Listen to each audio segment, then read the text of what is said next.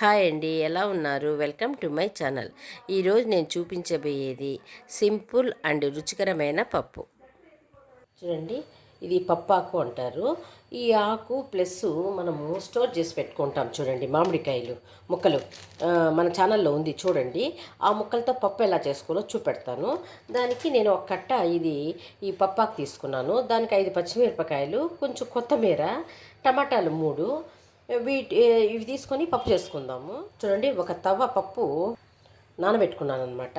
ఒక 5 మినిట్స్ ముందు నానబెట్టుకున్నాను, వాష్ చేసుకొని వచ్చినాను. దీంట్లో మనం ఏం చేయాలంటే, చూడండి, పచ్చిమిరపకాయలు ఒక 5-6 పచ్చిమిరపకాయలు తీసుకున్నాను. మన కారం తగ్గట్టు తీసుకోవచ్చు. దానిలో చూడండి ఇటు చేసేసినాను. చూడండి, వాష్ చేసుకుని వచ్చిందా ఆకుకూరని మొత్తాన్ని దీంట్లో వేసేస్తాను. టమాటాలని ఇట్లా ముక్కలుగా తరుపుకున్నాను, వాటిని వేసేస్తాను. కొత్తిమీరని చూడండి కొంచెం తరుక్కున్నాను, దాన్ని వేసేస్తాను దీంట్లో. చూడండి, ఈ జిప్లాక్ కవర్లు వేసుకున్నాం కదా, వీటిలో మనం ముక్కలు ముందు 5 నిమిషాల ముందు బయట పెట్టినాం అనుకోండి. చూడండి, ఈ ముక్కలు తీసుకొని మనకి ఎన్ని కావాలంటే అన్ని ముక్కలు వీటిని వాష్ చేసుకొని వస్తాను. చూడండి, వాటిని దీంట్లో వేసేస్తాను. పసుపు వేసుకుందాము, 1 స్పూన్ ధనియాల పొడి, హాఫ్ ఆనియన్ వేసుకుందాము, 4 తెల్లగడ్డపాయలు వేసుకుందాం. ఈ కప్పుతో కందిపప్పు తీసుకున్నాం కదా, 3 కప్పులు వాటర్ వేసుకుందాము. మూత పెట్టి 3 విజిల్స్ వచ్చేంతవరకు స్టవ్ మీద పెడదాం. స్టీమ్ పోయింది, ఓపెన్ చేసి చూద్దాము.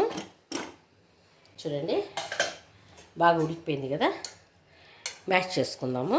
చూడండి, మ్యాష్ చేసి పెట్టుకున్నాను. ఇట్లా చేసుకోవాలన్నమాట. మామిడికాయ ముక్కలు కూడా బాగా మ్యాష్ చేసుకోవాలి. స్టవ్ వెలిగించి కడాయి పెట్టినాను. దాంట్లో ఒక 2 స్పూన్లు ఆయిల్ వేసుకుందాము,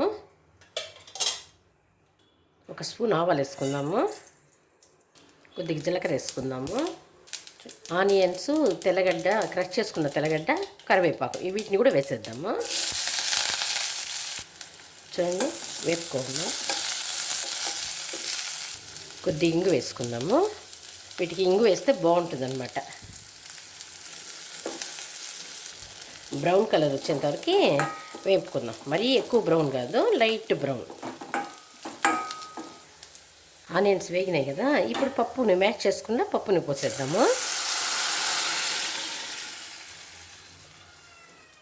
పప్పు పోసినాం కదా, చూడండి, ఒక చిన్న స్పూను ఈ చింతపండు గుజ్జు వేస్తాను. మనం చింతపండు అంతా వేయలేదు కదా. చూడండి, నా ఛానల్లో ఈ చింతపండు గుజ్జు ఎలా తయారు చేయాలో ఉంది, చూడండి ఒకసారి. చింతపండు గుజ్జు, మామిడికాయ ముక్కలు ఎట్లా స్టోర్ చేసుకోవాలి, సీజన్ లేనప్పుడు మనం బాగా పప్పు చేసుకోవచ్చు కదా, అందుకని. చూడండి, బాగా మిక్స్ చేసుకున్నాము. 1 స్పూను రాక్ సాల్ట్ వేసుకుందాం. మళ్ళీ టేస్ట్ చూసి తక్కువైతే వేసుకోవచ్చు, ఎక్కువ వేసేసినాం అనుకోండి మళ్ళీ ఏం తగ్గించలేం కదా, అందుకని. కొంతసేపు ఉడకనిద్దాము పప్పుని. చూడండి, మధ్యలో అడుగంటకుండా కొంతసేపు అట్లా కలబెట్టాలన్నమాట. ఒక 2 మినిట్స్ ఉడికితే సరిపోతుంది. ఇప్పుడు టేస్ట్ చూద్దాము. కొద్దిగా తక్కువ ఉంది, సాల్ట్ వేసుకుందాము. చూడండి, ఇంత పడుతుంది. మనము పుల్లగా చేసుకుంటున్నాం కదా, బాగుంటుంది అన్నమాట. ఇది సంగట్లోకి, రైస్లోకి, చపాతీలోకి, దోశల్లోకి చాలా బాగుంటుంది. పప్పు పుల్లగా తింటా ఉంటే భలే బాగుంటుంది. కొంతసేపు అట్లా ఉడకనిద్దాం. పప్పు బాగా ఉడికిపోయింది, అంతే. ఇంకా స్టవ్ ఆపేద్దాము. ఈ రెసిపీ నచ్చినట్లయితే లైక్ చేయండి, షేర్ చేయండి, సబ్స్క్రైబ్ చేసుకోండి.